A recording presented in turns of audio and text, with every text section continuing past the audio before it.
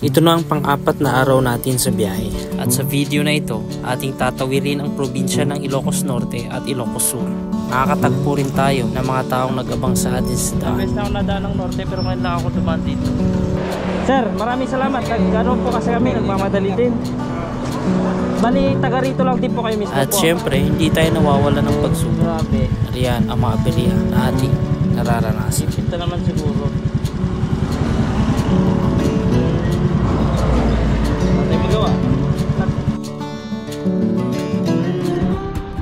At ayan na naman, boy.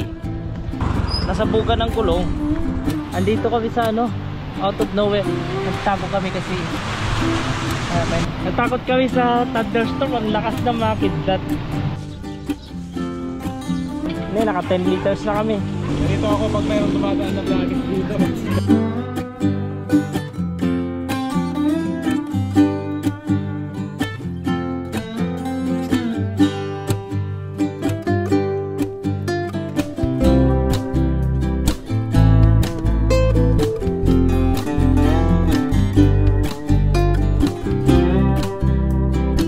Pakita ko lang sa inyo kung saan tayo sa part ng Claveria. Yan yung location natin. Magbabago. Ganda pala talaga dito sa Taway.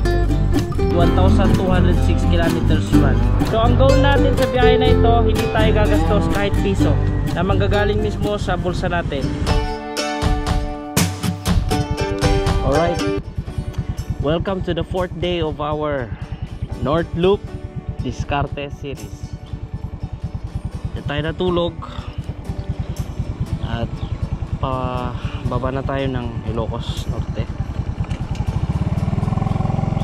Kung hindi mo na panood since day 1 ang ating biyahe, pwede mong panoorin, kaibigan. Sa part pala ito ng Claveria, shoutout sa mga taga dito. At meron tayong dadaanan sa Pasukin at Pinili, Ilocos Norte. Yung sa Pasukin, kotse yata yung gagawin. Kung sisiputin tayo, yung sa Pinili naman, pagbigay lang ako ng sticker.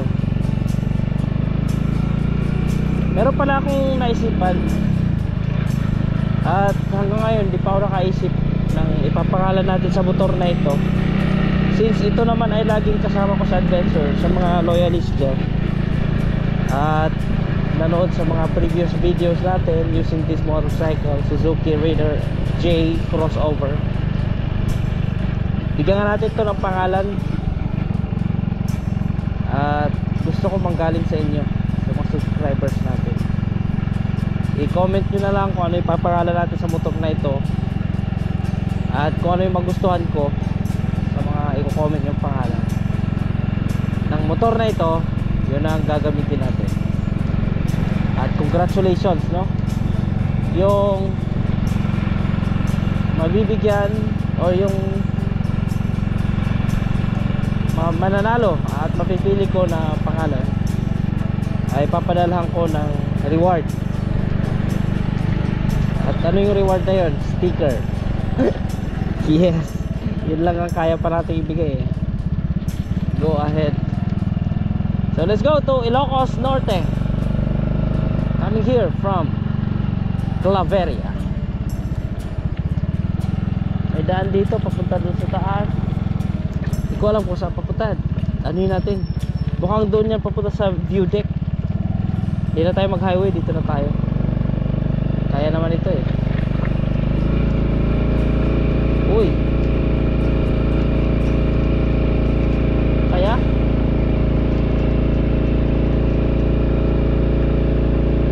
Baba kaya tanit Zigzag tayo. Zigzag tayo. Zigzag.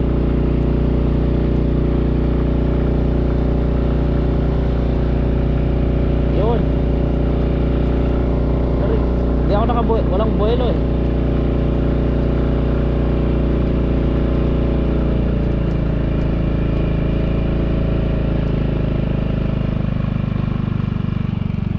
Grabe nun.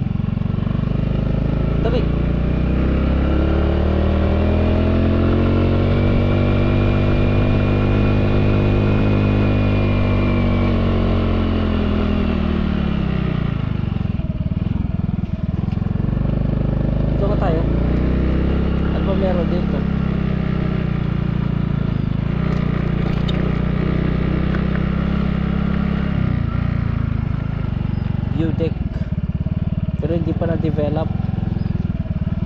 Nasa taas tayo, no? Hindi pa na develop. View deck. Wow, dito na naman tayo sa ano, nakakalulang lugar. Nakakalula ito eh. Yan o. Wow, ang baba niyan. So doon tayo galing. Baba niyan. Malupitang lalim. Doon tayo galing kanina. Yan, parang view deck, di pa na develop. So we're going now to Pagudpud na. After ng Santa Praxedes, akyat-akyat tayo papunta ng Pagudpud. Kalalampas lang natin ng Santa Praxedes, the last town of Cagayan. Then now papunta na tayo ng Pagudpud. Tayo magpapaalam na sa probinsya ng Cagayan, and welcome to Region 1. Welcome to Region 1 mga kaibigan. Ay grabing basura rito eh. Wow. And this is part of Region 1, Ilocos Norte. Kitang kita yung mga windmills doon, no? Bandang, hindi ko alam anong lugar na yan. Pagudpud na ba yan? Here is the boundary between Cagayan Province and Ilocos Norte provinces. And we're still kicking as of, what time is it? It's 8:49. 6:49. It's early pa pala. I thought it's already 7 in the morning. So let's go. Grabe ang taas oh. Ito yung nag-landslide nung nakaraan na hindi madaanan ng mga sakyan dito.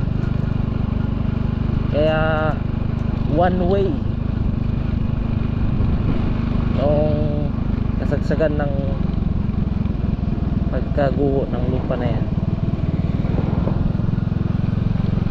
Pero ngayon unti-unti naman ang naka-recover, tapos pinapatibay na nila yung ano, gilid para mas magamit ang maayos ang kalsadang ito. Siyempre ang laki ng papel ng kalsadang ito. At andito na tayo sa park, pwede mag CR. Wow, so nice. This is one of the most beautiful parts in this area. Kapag nadaan kayo, magkabila ang pato. Yeah, very refreshing yung feeling dito. And we are approaching to Patapat Bridge. Yung Pagudpud. Welcome to Patapat Viaduct. Viaduct pala ito. At magdidikit tayo ng sticker dito. Ayan, maraming nakapagdikit ng stickers dito. Dati wala ito eh, nung unang daan ko dito. So yun, nakakita ko ng ano, space. Pwede ako dito. Sige, dito na nga. Elemotor. Alright. Tour.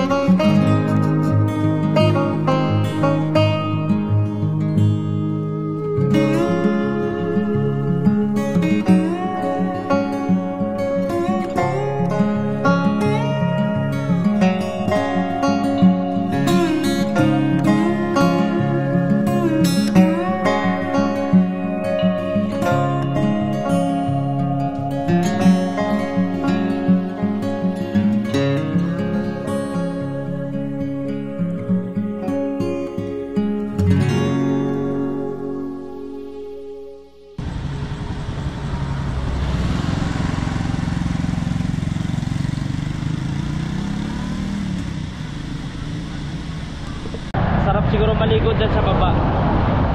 Napakapayapa ng tubig sa baba eh. Walang gaanong alon.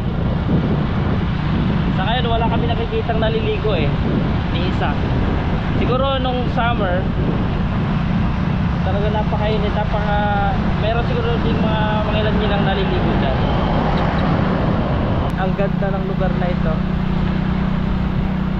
Napaka bluish ng tubig sa baba. So nice. Wow, ang daming windmill doon, no? Grabe, ang laki oh. Napakalaki sa personal. Hello sir, morning po. Sir, paalam lang ako. Okay lang po ba magpalipad lang ako ng drone dito banda po? Okay lang po. Thank you.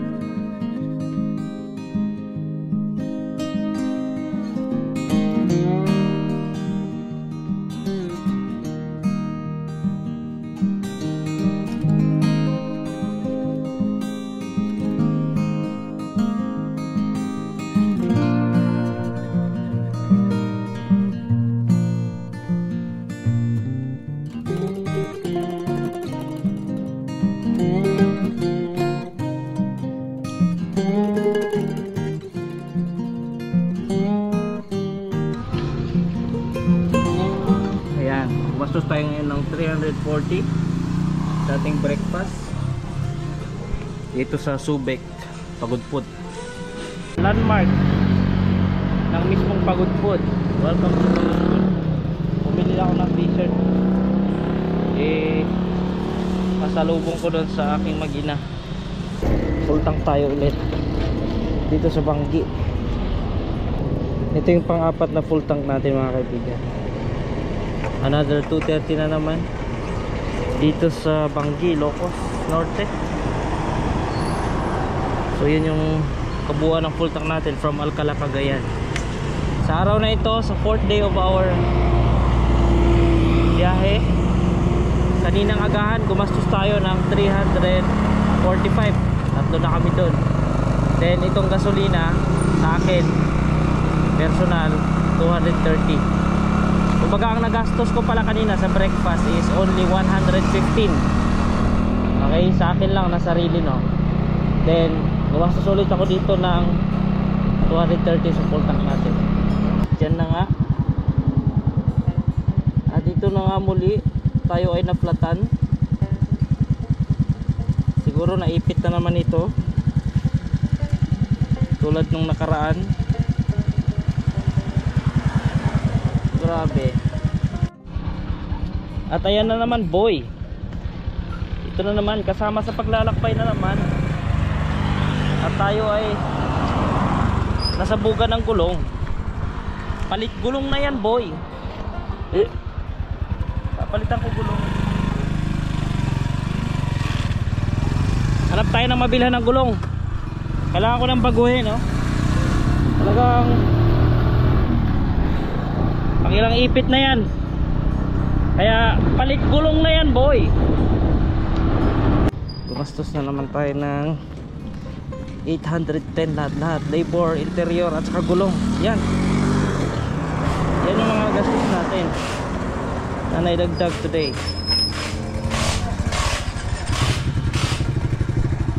Go.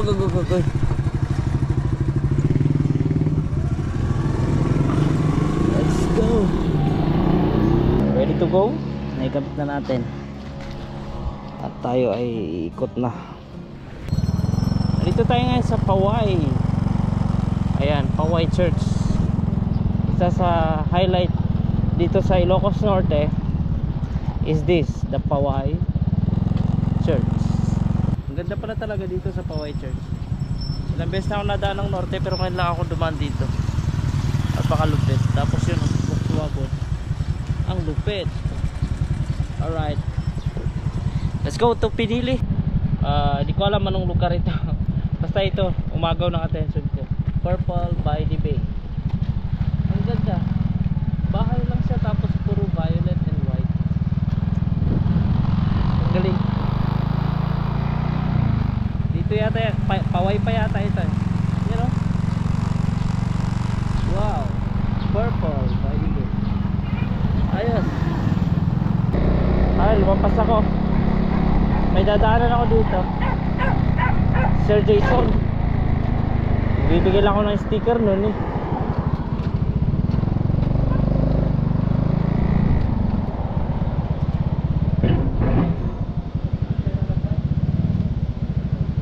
Hello sir.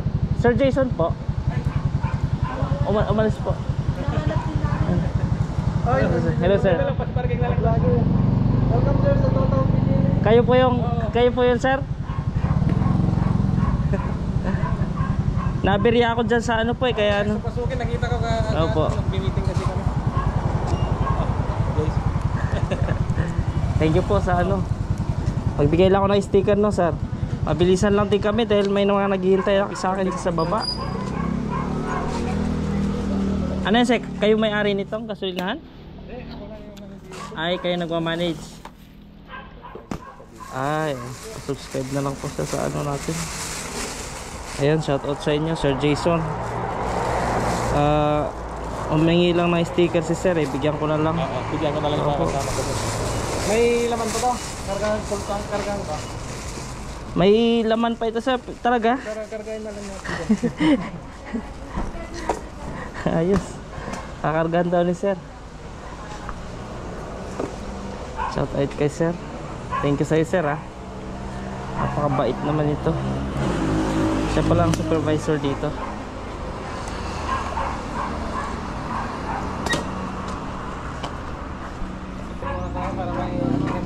Ay, sensya na kayo sa itsura ko sir dahil ano, nagkapunit-punit pa nga ito dahil yung view nito sir para makikita yung ano. hindi nga po maano eh. Sino ba na? Okay. May owner din kayo sir? 1, 2, 3. Sir. 1, 2, 3. No.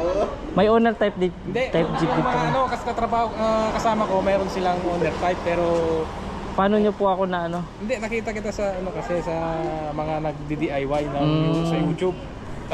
Tapos ano ko, nag-follow na rin ako sa iyo noon. Opo, Tapos opo. nakikita ko yung mga ano, tapos nakita ko yung schedule mo na pupunta ng Opo. ano kaya sabi kasi nag-message ako agad. Sabi ko dahanap na ano. Ito kalahati lang naman po ang na ano na bawas. Galing po ng Pagudpod, nag-full tank po ako. Talaga kakargahan nyo sir? Ano ba yan? Unleaded po ito sir.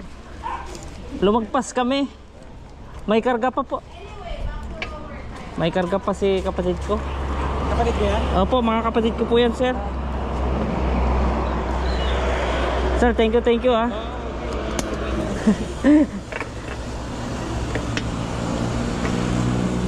Nung inantok kami mga bandang alas 10 sa Burgos po.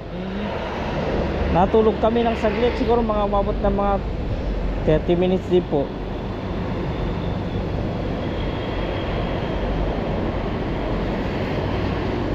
Kayo pala ang ano, bali supervisor nila po. Bait nyo naman. Kunti lang naman to. Maliit lang. Maliit lang kasi lang po niya. Ayan, 2.12. Kargahan din. Sir, maraming salamat. At ano, Ingat kayo sa biyahe.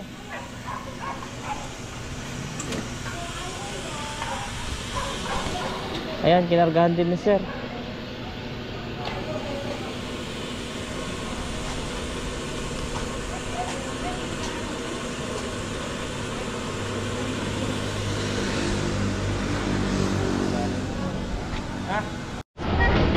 Ayan, kinargahan pa rin sir si Badja. Talagang ang dami na niyan sir. Hindi, naka 10 liters na kami. Ganito ako pag mayroong dumadaan na vlogger dito. Talaga po. Galing naman. Thank you at nakilala niyo po ako. Sige sir, at ano, makabawi din sa ibang bagay. Sa ngayon mapadaan lang po kami muna sir. Sir, maraming salamat. Ano po kasi kami, nagmamadali din. Bali, taga rito lang din po kayo mismo po. Sige po, para pagka ano kayo dito, daan lang kayo dito. Opo, opo. Thank you po muli. Sir.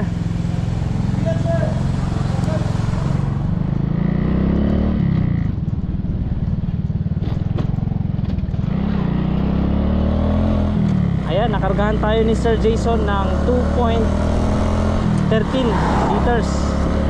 Sir Jason, thank you sa'yo. Hindi ko expect na ano, nakargahan nyo pala ako. Akala ko dadaan lang ako para magbigay ng sticker. Bait-bait. Hindi ko pa nga siya kilala pero gano'n, no? Nakakatuwa yung mga ganong tao. Galing. Thank you Lord. May mga ganong tao na ano, nakaka-appreciate sa mga napanood niyang tutorial sa akin. Thank you Sir Jason ulit. Bali, pang 882 kilometers natin dito sa Pinili nung nag-ikot tayo mula pa sa kilometer 0 natin sa Santa Maria, Pangasinan down to Quezon, Nueva Ecija. So 882 kilometers. Nagpa-full tank tayo ulit, pang 5 full tank, which is free, na binigay sa atin ni Sir Jason. Nagkarga tayo kanina sa Pinili Total.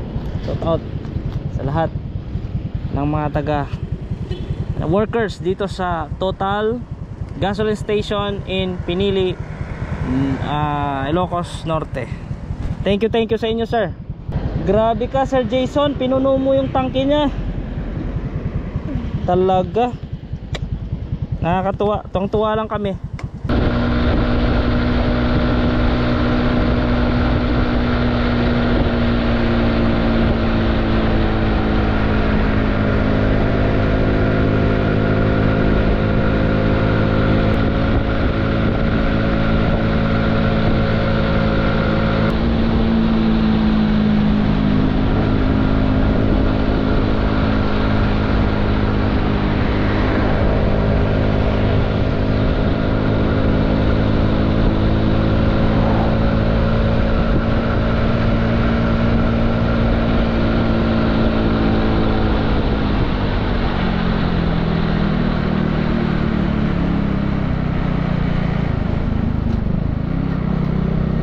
Banawang Bridge.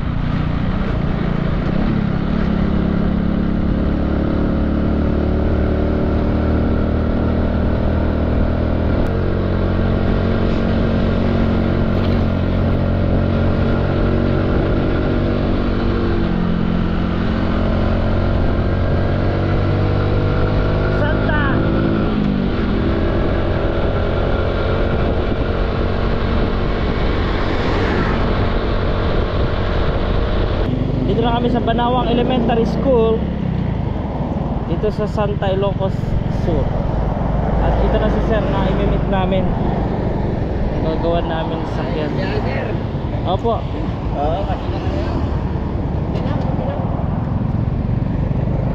Yan si Sir Jeff Bigonia, yung gagawin namin sasakyan dito. Tapos pagkatapos niyan, yahin din ulit, ayos din ulit. Ganun lang naman ang buhay niya, diba? Diskarte series na. Okay.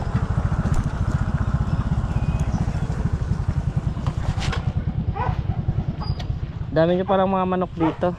Si Sir Jeff, tapos na naming i-tune yung sasakyan niya gamit ang timing light. At ihahatid niya na kami sa kalsada, sa daan. At kami biyahe na ako pababa na gumabutan ng ulan. Sige sir, sige sir. Oo. Thank you, thank you. Uulitin. Opo, opo. Thank you po. Ingat lang sir, ingat, ingat. So, andito na tayo sa Candon City mga kaibigan. Candon City is Ilocos Sur. Ito yung itutono natin na owner type G. Then after this, saka tayo maghanap ng mapagtulugan mamaya. Magtitent ulit tayo. So ayusin ko lang, no? Nasa Candon pa rin kami, Candon City. At natapos na yung ginawa namin na owner. Nakikain na kami, pinakain kami ni kuya. Shoutout sa kay kuya. At nakiligur na ako.